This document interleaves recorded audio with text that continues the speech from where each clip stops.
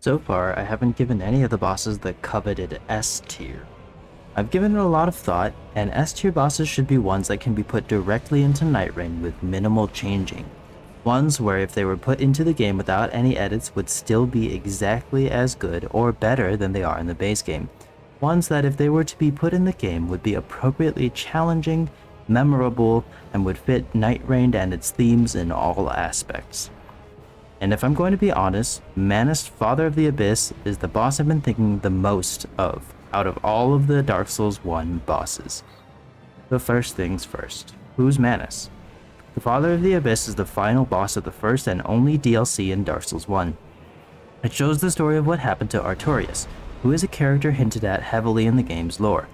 Artorias was a knight appointed by the god Gwyn to defeat and contain the abyss that is creeping out of Ulasil.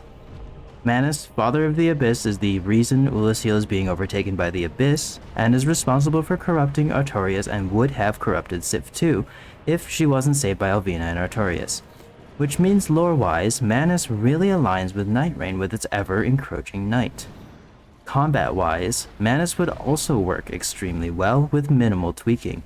He has punishing melee attacks where he swipes with his hands, including a long combo that can juggle players. He also casts dark spells when at low enough health. He can spew them forth in a few bursts, spray them in a circle that closes in on the player, and make it rain dark magic. They are hard-hitting and can be difficult to dodge because his arena is dark. Not as dark as the Four Kings arena, but still dark. If the secret silver pendant item is found, it can be used to keep the dark magic at bay, and if Sif is freed, she can be summoned to help.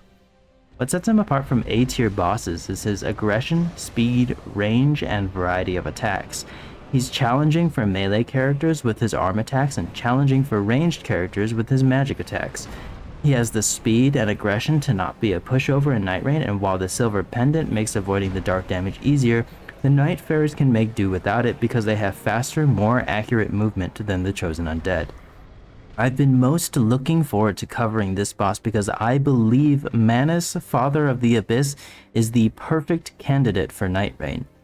S tier for him. In his own game, he's a little too fast and aggressive, which stops him from getting the S tier ranking for Dark Souls 1 boss quality, but that boosted pacing of his fight would make him a perfect fit for Nightreign.